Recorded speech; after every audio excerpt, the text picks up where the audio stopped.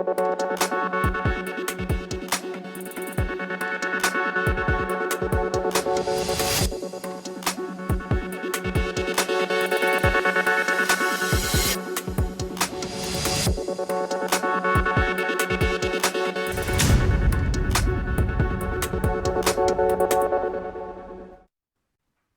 आप देख रहे हैं जन टीवी और मैं आपके साथ आकांक्षा पारिक। खबरों की शुरुआत से पहले एक नजर हेडलाइंस पर।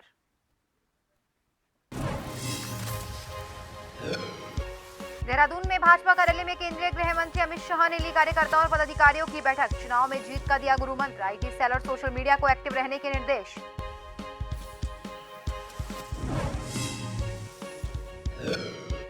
पीएम मोदी के 12 अक्टूबर को पिथौरागढ़ दौरे की तैयारियां तेज। सुरक्षा में तैनात रहेंगे 1200 जवान। आगमन के समय सड़क पर वाहनों की आवाजाही रहेगी बंद।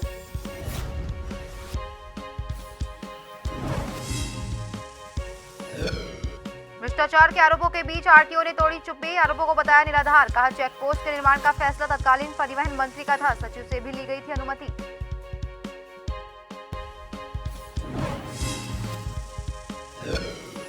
पिथौरागढ़ के ग्राम सिकडानी में हाई टेंशन लाइन बिछाए जाने का ग्रामीण कर रहे विरोध। अधिशासी अभियंता से कई मुद्दों पर की बात। कई मुद्दों पर बनी आपसी सहमति।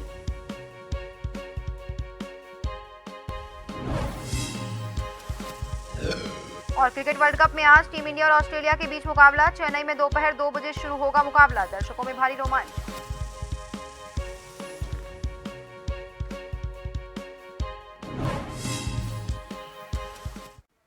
और अब खबरें विस्तार से। गृह मंत्री अमित शाह शनिवार देर शाम देहरादून भाजपा कार्यालय पहुंचे, जहां उन्होंने कार्यकर्ताओं और पदाधिकारियों के साथ बैठक की। इस दौरान 2024 में होने वाले लोकसभा चुनाव के मद्देनजर चुनाव में जीत दर्ज करने के लिए गुरु मंत्र दिए। चूंकि सोशल मीडिया आगामी लोकसभा चुनाव में एक अहम भूमिका निभा सकती है, इसलिए गृह मंत्री ने भाजपा के आईटी सेल को सोशल मीडिया पर पूरी तरह से एक्टिव होने के दिशा निर्देश दिए। इस दौरान प्रदेश मीडिया प्रभारी मनवीर चौहान ने कहा कि अपनी बात को सोशल मीडिया पर रखना काफी अहम साबित होगा, क्योंकि भाजपा के पास 10 साल में किए गए जन कल्याणकारी नीतियों का ब्यौरा है और जिस तरह से कांग्रेस द्वारा भ्रामक प्रचार किया जा रहा है और षड्यंत्र करके अनर्गल बयानबाजी की जा रही है, इसको लेकर भी गृह मंत्री ने सतर्क रहने के निर्देश दिए।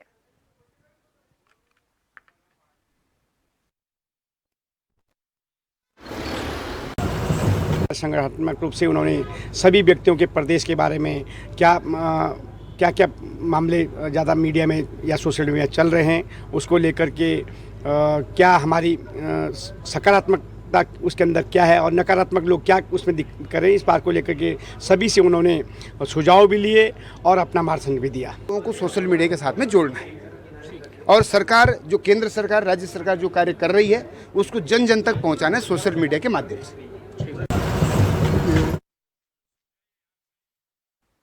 प्रधानमंत्री नरेंद्र मोदी के 12 अक्टूबर को पिथौरागढ़ प्रस्तावित दौरे के दौरान स्पोर्ट्स स्टेडियम में होने वाली जनसभा के दौरान सुरक्षा के लिए 1200 पुलिस जवान तैनात रहेंगे।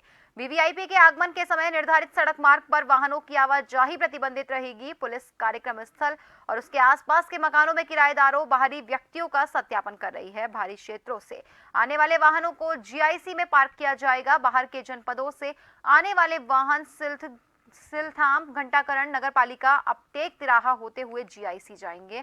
स्थानीय वाहन देव सिंह मैदान में पार्क होंगे। यहां से लोग पैदल कार्यक्रम स्थल तक जाएंगे। गुप्ता तिराहा और विजरम तिराहे के पास वाहनों को नहीं आने दिया जाएगा। 4 घंटे के लिए वन वे व्यवस्था को रोका जाएगा। जनपद पिथौरागढ़ मुख्यालय में 12 अक्टूबर को वीवीआईपी भ्रमण कार्यक्रम प्रस्तावित है, जिसमें लगभग 30 से 40 हज़ार की क्राउड जो है एक्सपेक्टेड है। इसी के मद्देनज़र सुरक्षा व्यवस्थाओं को और ट्रैफिक व्यवस्था को हमारे द्वारा जो है सुनिश्चित करवाने हेतु तो बाहर से 1200 लोगों का फोर्स जो है डिप्लॉय किया जाएगा। सुरक्षा की दृष्टि से हम लोगों ने वेन्यू के आसपास जितने भी भवन हैं उन सब का हम लोग सत्यापन कर रहे हैं। जो भी वो वहाँ पे बाहरी लोग रह रहे हैं उनका वेरिफिकेशन करवा रहे हैं। साथ ही साथ हम लोग जनता से भी बात कर रहे हैं, यदि कोई बाहर से व्यक्ति आता है तो उनका सत्यापन अवश्य करवाएं। भाजपा के प्रदेश प्रभारी दुष्यंत गौतम ने प्रधानमंत्री नरेंद्र मोदी के दौरे को लेकर कहा कि पीएम अपने संकल्प उत्तराखंड को आगामी दशक के श्रेष्ठ राज्य के संकल्प की दिशा में हो रहे कार्यों के अवलोकन और उन्हें आगे बढ़ा रहे सीएम पुष्कर सिंह धामी को आशीर्वाद देने के लिए आ रहे हैं। गृह मंत्री अमित शाह के दौरे को लेकर पार्टी मुख्यालय पहुंचे गौतम ने मीडिया से अनौपचारिक बातचीत में कहा कि प्रधानमंत्री नरेंद्र मोदी आगामी दशक को उत्तराखंड का दशक बनाने के संकल्प की दिशा में हुए कामों को परखने और इस दिशा में सीएम धामी के कोशिशों पर आशीर्वाद देने आ रहे हैं। उनके भाव रहते हैं, मंदिरों में आशीर्वाद लेना जाना, उसी दृष्टि से आ रहे हैं वो। और जागेश्वर मंदिर में भी जाएंगे और उसके बाद एक आम सभा भी करेंगे। और मुझे लगता है कि वो देखने आ रहे हैं जो उनका संकल्प था कि आने वाला दशक उत्तराखंड का होगा, और उस दृष्टि से हमारे मुख्यमंत्री जी काम भी कर रहे हैं और उसको और आशीर्वाद देने के लिए वो उत्तराखंड के लिए आएंगे। पिछले कुछ दिनों से एक आरटीआई एक्टिविस्ट विजयवर्धन डंडियाल द्वारा आरटीओ देहरादून पर लगातार भ्रष्टाचार के आरोप लगाए जा रहे थे, जिसको लेकर आरटीओ सुनील शर्मा ने सभी आरोपों को निराधार बताते हुए खारिज कर दिया है। आरटीओ का कहना है इन सभी आरोपों में कोई तथ्य नहीं है, क्योंकि आरटीओ पर चेक पोस्ट के निर्माण को लेकर जो आरोप लगाए गए थे उसमें आरोप था कि आरटीओ द्वारा करीब 19 लाख का निर्माण कराया गया, जबकि कोई अधिकारी सिर्फ 2.5 लाख तक का ही निर्माण कार्य करा सकता है, इसीलिए इसमें नियमों की अवमानना की गई। इस पर आरटीओ ने कहा कि चेक पोस्ट के निर्माण का फैसला तत्कालीन परिवहन मंत्री ने लिया था, जिसको परिवहन विभाग द्वारा कराया गया, जिसमें बाकायदा सचिव की अनुमति शामिल थी और इसके साथ ही पीडब्ल्यूडी से भी इसकी अनुमति ली गई थी, इसीलिए सभी आरोप पूरी तरह से निराधार है।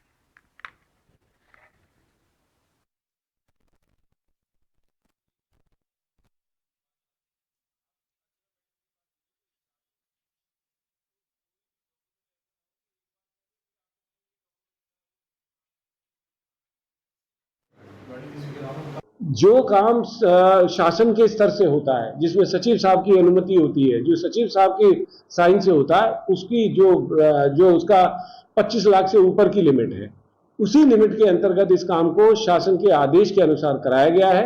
इसके साथ मैं ये भी बताना चाहूंगा कि इस बार इन चेक पोस्टों पर जो बाहर के यात्री आए, उन्होंने बहुत अच्छा रिस्पॉन्स दिया है, और जिसकी वजह से, जैसा कि आप जानते हैं, चारधाम यात्रा में इस बार जाम लगने की कोई समस्या नहीं है। ग्राम सिकडाने के लोगों की नाप भूमि और मकानों के ऊपर से विद्युत विभाग की ओर से हाई टेंशन लाइन बिछाए जाने का ग्रामीणों ने क्षेत्रीय विधायक मयूख मेहर के साथ मिलकर विरोध किया। ग्रामीणों का आरोप है कि विद्युत विभाग उनकी जमीन पर ऊपर से हाई टेंशन लाइन बिछा रहा है, जिससे ग्रामीणों की जमीनों में भविष्य से मकान बनाने में परेशानियों का सामना करना पड़ेगा और प्लान तक नहीं पास किया जा सकेगा, जिससे उनकी जमीनें बेकार हो जाएगी। इस समस्या को लेकर स्थानीय विधायक मयूख मेहर ने अधिशासी अभियंता को मौके पर बुलाकर समस्या समाधान को लेकर वार्ता की। विधायक द्वारा विद्युत कटौती बंद करने, फर्जी मुकदमे वापस करने और मकान के ऊपर से और नाप भूमि से बिछाई जा रही हाई टेंशन लाइन हटाने को लेकर कहा और आपसी सहमति बन जाने की बात कही।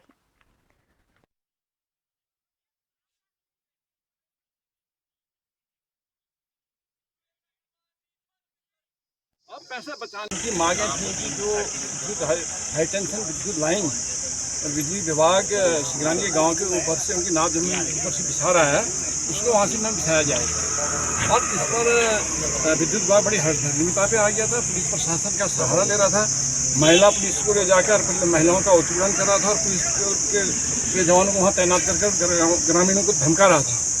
तो इस सारी चीज़ों को दृष्टिगत करते हुए हमें मजबूर होकर सारे कानूनजनों को वहाँ पर जाना पड़ा और हमने इसकी बात एसआईसी अभियंता विद्युत विभाग को भी अवगत कराई और वो घटना स्थल पर आए। आज उनने सारी बातों का समाधान करने का हमें आस। जोशीमठ ब्लॉक के अंतर्गत आने वाले हेलंग उर्गम मोटर मार्ग पिछले कई सालों से यूं ही बड़े बड़े जानलेवा गड्ढे में तब्दील है, जिससे हादसों का डर बना रहता है। वहीं 2 दिन पहले भी सड़क पर एक हादसा हो गया, जिसमें एक व्यक्ति की मौत हो गई। वहीं कल शाम भी एक वाहन दुर्घटनाग्रस्त होने से बाल बाल बचा। वहीं इन सबको लेकर ग्राम प्रधान अनूप नेगी बताते हैं, उन्होंने इस मुख्य सड़क के बारे में कई बार शासन और प्रशासन को भी अवगत करवा दिया, लेकिन आज तक कुछ भी कार्रवाई नहीं हो पाई।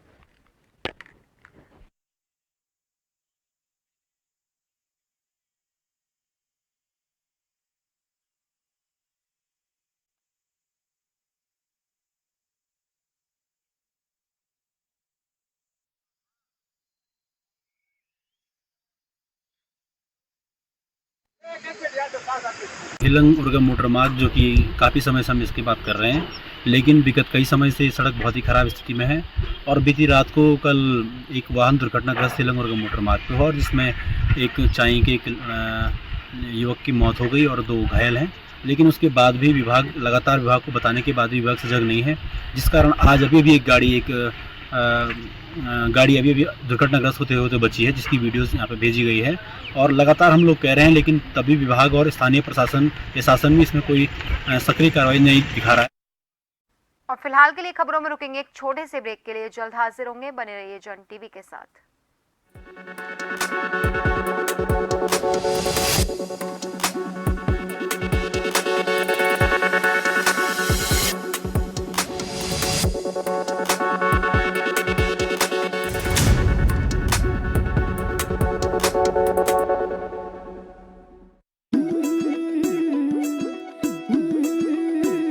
राजस्थान मेरी जान, जीवन हुआ यहाँ आसान। राजस्थान मेरी जान, जीवन हुआ यहाँ आसान। गैस सिलेंडर मिल रहा सस्ता, खुल रहा है बचत का रास्ता। महंगाई से मिल रही राहत, है जीवन में बढ़त की चाहत।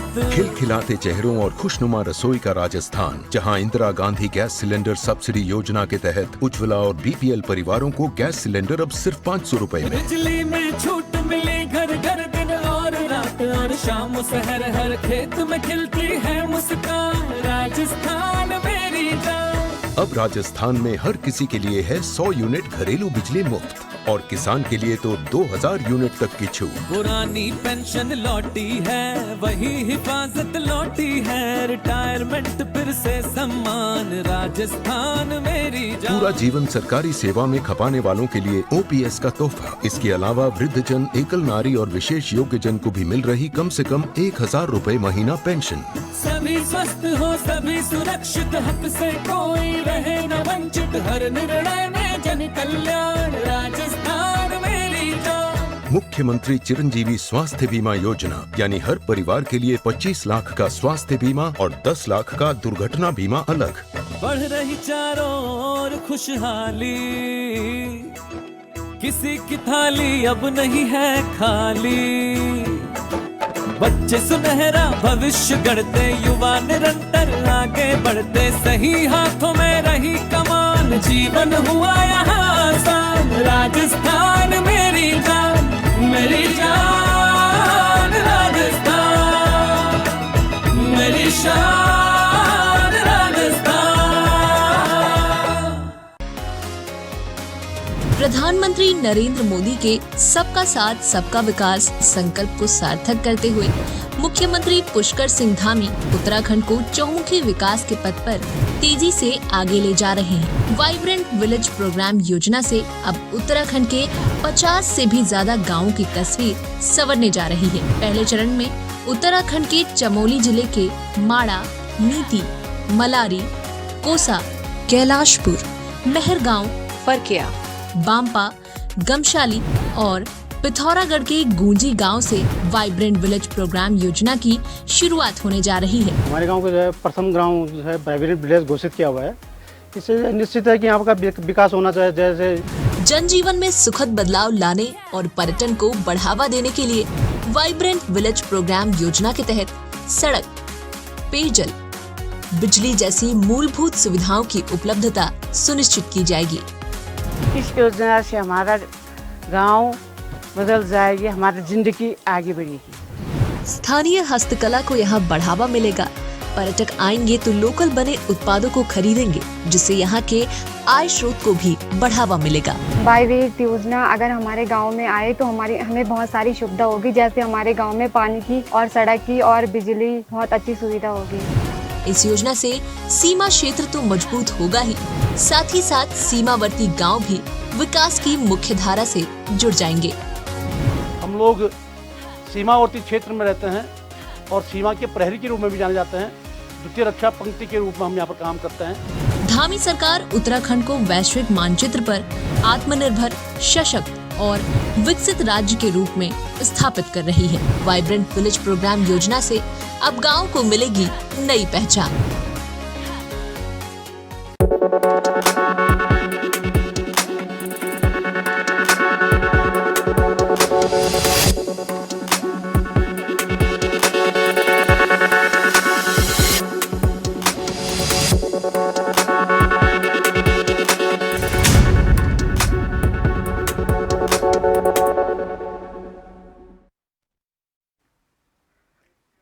ब्रेक के बाद एक बार फिर से आप सभी का स्वागत है। बढ़ते हैं अगली खबर की ओर। फर्जी रजिस्ट्री प्रकरण में एसआईटी और कोतवाली नगर पुलिस द्वारा एक और अभियुक्त को गिरफ्तार किया गया। केपी सिंह और उसके सहयोगियों द्वारा तैयार किए गए फर्जी दस्तावेजों को बनाने में अभियुक्त की भूमिका अहम रही है। अभियुक्त फॉरेंसिक एक्सपर्ट होने की वजह से कूटरचित दस्तावेज आसानी से तैयार कर लेता था। अभियुक्त से पूछताछ में कुछ और व्यक्तियों के अपराध में शामिल होने और कुछ अन्य फर्जी रजिस्ट्रियों के संबंध में जानकारी प्राप्त हुई है।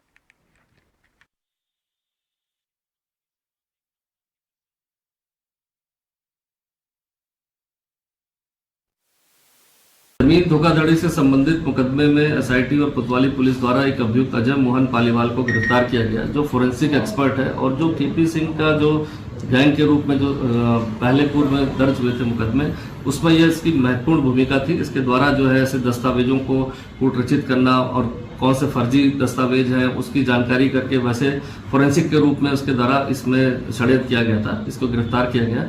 साथ ही साथ ऐसे पूछताछ में बहुत सारे ऐसे लिंक मिले हैं जिससे लगता है कि इन्वेस्टिगेशन में आगे और भी ऐसे संदिग्ध हैं जो इसमें शामिल थे। पहाड़ों में स्पेशलिस्ट डॉक्टर्स की कमी का मामला कोई नया नहीं है, बल्कि बीते कई सालों में पहाड़ों में स्पेशलिस्ट डॉक्टर्स की कमी नजर आ रही है।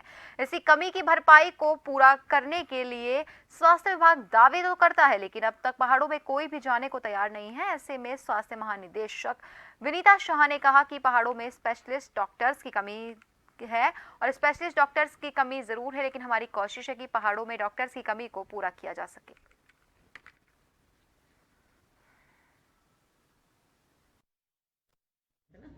में एमबीबीएस तो हमारे सफिशिएंट मात्रा में है। पूरे ही राष्ट्र में हमारे पीजी की कमी है और उसमें हमने ये प्लान किया है कि जितने भी हमारे बॉन्डेड पीजी डॉक्टर्स आते हैं उनको हम पहाड़ों पर ही नियुक्ति देते हैं और धीमे धीमे हम सैचुरेट करते जा रहे हैं। हम एक यूनिट में पूरी टीम को दे रहे हैं पहले, और उसके बाद डिस्ट्रिक्ट एंड सब डिस्ट्रिक्ट हॉस्पिटल में तो स्पेशलिटी हमारी सभी हैं। अब हम सीएचसी में उनकी तैनाती कर रहे हैं और इसी तरह हम जैसे जैसे हमें डॉक्टर्स में पीजी करके आएंगे आगे को लोअर स्तर तक भी। बेटियों के लिए देश का पहला सैनिक स्कूल खोलने को लेकर बोले कैबिनेट मंत्री धन सिंह रावत ने कहा कि इस प्रस्ताव को भारत सरकार द्वारा पास करना है और सरकार से हमारी बातचीत हो चुकी है। हमने प्रस्ताव भी भारत सरकार को भेज दिया है। आगे उन्होंने कहा कि अब जितने भी स्कूल्स हैं वहां लड़कियों के लिए दरवाजे खोल दिए गए हैं।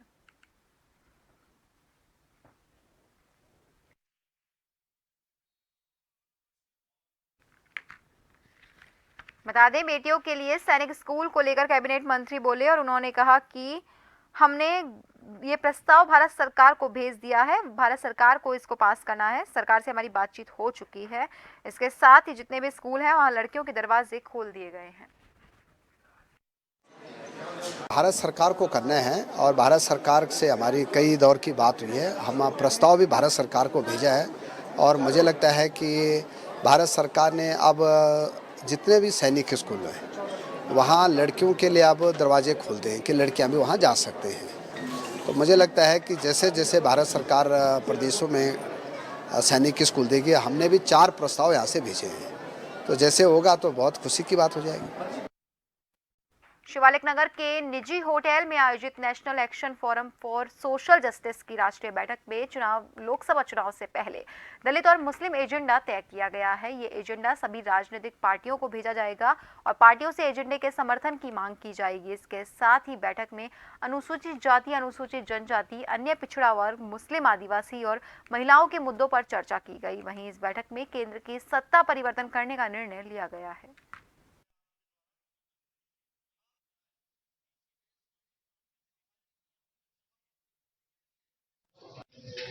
फोरम फॉर सोशल जस्टिस और अन्य सामाजिक संगठनों के मुखियाओं की आज बैठक आयोजित हुई है और उसमें 2024 के लिए हमारा दलित एजेंडा और मुस्लिम एजेंडा डिसाइड किया गया है। उस पर हम सभी राजनीतिक पार्टियों के पास जाकर के और स्पष्ट करना चाहेंगे कि बहुत अधिक नुकसान हो चुका है इस वर्ग को, तो उसमें सुधार के लिए हमारी मांग है। देश के अलग अलग कोने में इसी तरह की बैठकें आयोजित की जाएंगी।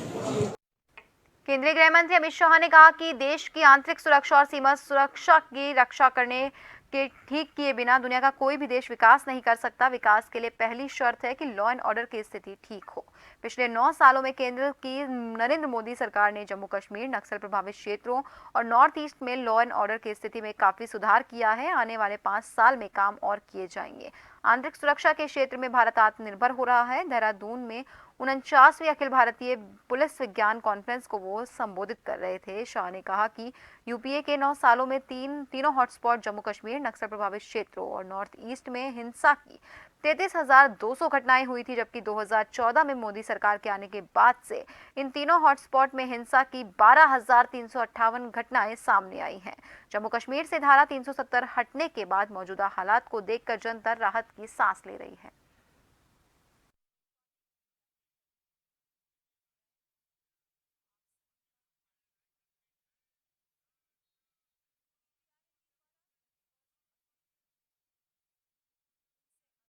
प्रधानमंत्री नरेंद्र मोदी के प्रस्तावित दौरे को देखते हुए कुमाऊं कमिश्नर ने तैयारियों का जायजा लिया। बता दें कि कुमाऊं कमिश्नर दीपक रावत ने जागेश्वर पहुंचकर तैयारियों का निरीक्षण किया। इस दौरान उन्होंने मंदिर परिसर में चल रहे साफ सफाई, रंग रोगन जैसे कार्यों का स्थलीय निरीक्षण कर अधिकारियों को आवश्यक दिशा निर्देश दिए।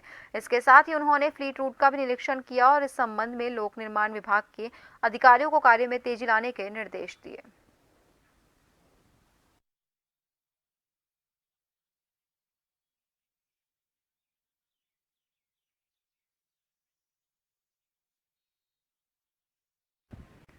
रुड़की नगर निगम में पिछले कई सालों से संविदा पर कार्य कर रहे सफाई कर्मचारी अनिश्चितकालीन धरने पर बैठ गए हैं। आपको बता दें कि सफाई कर्मियों ने नगर आयुक्त कार्यालय के बाहर अनिश्चितकालीन धरने पर बैठे कर्मचारियों का कहना है पिछले दिनों ठेकेदार और नगर आयुक्त की मिलीभगत से उनके प्राइवेट फंड को डकार लिया गया और जिसकी अभी तक जांच तक नहीं कराई गई।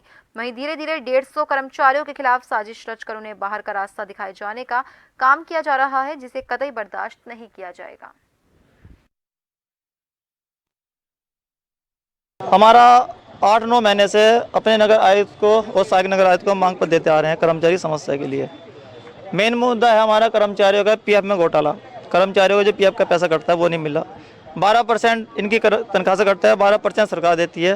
वो सारा पैसा गबन है, उसमें अधिकारी के और ठेकेदार की मिली भगत है। हमने कई बार लिखित में दिया और पक्के कर्मचारी का जो बीमे का पैसा है उसमें गबन है। एक बाबू के द्वारा हुआ था, हमने 4 महीने पहले आगाह किया था अधिकारियों की भाई इनके पैसे में गबन है, उस पर जांच की है। इन्होंने जांच बढ़ाई और जांच बढ़ाई ना बढ़ाई सब बराबर है। कौन अधिकारी और कौन ठेकेदार? हमारे नगर आयुक्त हैं विजयनाथ शुक्ला जी, सहायक नगर आयुक्त हमारे संजय सिंह जी, जिनको हमने अवगत कराई चीज़ से। और हम जब भी यहाँ पे इनके समय लेकर मिलते हैं भाई कर्मचारी समस्या का इनका पैसा दिया जाए और जो बोर्ड प्रस्ताव में कर्मचारी मांगे पूरी हो रखी है उसको ये मांगने को मतलब कि पूरी करने को तैयार नहीं है। गुमराह कर रखा है इन लोगों ने हमारे में करा जा रहा। और माली भी नहीं है भाई साहब, माली भी है नहीं तो हम देखा हम भाई सफाई कर्मचारी माली का काम कैसे करेंगे जब हमने देखा 40 पार्कों में एक भी माली नहीं है और सफाई कर्मचारी से माली का काम लिया जा रहा। उनसे तलवा रहे, घास से पता नहीं क्या क्या करवा रहे। नु कह रहे कि सफाई कर्मचारी बहुत और 150 आदमी का गुपचुप इन्होंने हटाने का प्लान बना लिया। ठेकेदार से बात करके समिति की तनख्वाह रोक दी, ठेके वालों की सबसे पहले फेंक दी। तो हमारा तो निवेदन यही है कि हमारा इंसाफ भी। उत्तरकाशी में गंगोत्री नेशनल पार्क द्वारा वन्य जीव सप्ताह कार्यक्रम का आयोजन किया गया। बता दें कि कार्यक्रम 1 अक्टूबर से 7 अक्टूबर तक किया गया। वहीं Gangotri national park in charge Rajveer Rawat और उनकी तमाम टीम द्वारा गोमुख से गंगोत्री तक सफाई कार्य किया गया और वन्य जीव सुरक्षित रखने के लिए तमाम तीर्थयात्री और ट्रैकिंग एजेंसियों से और वन्य जीवों को सुरक्षित रखने के सभी पर्यटकों को वन्य जीव सप्ताह के कार्यक्रम के तहत जागरूक किया, जिसकी गंगोत्री नेशनल पार्क में जो भी पर्यटक प्रवेश करता है उसे स्वच्छता पर ध्यान रखने का निर्देश दिया जाता है। ये सब लोगों को हार्दिक बधाई गंगोत्री नेशनल पार्क से।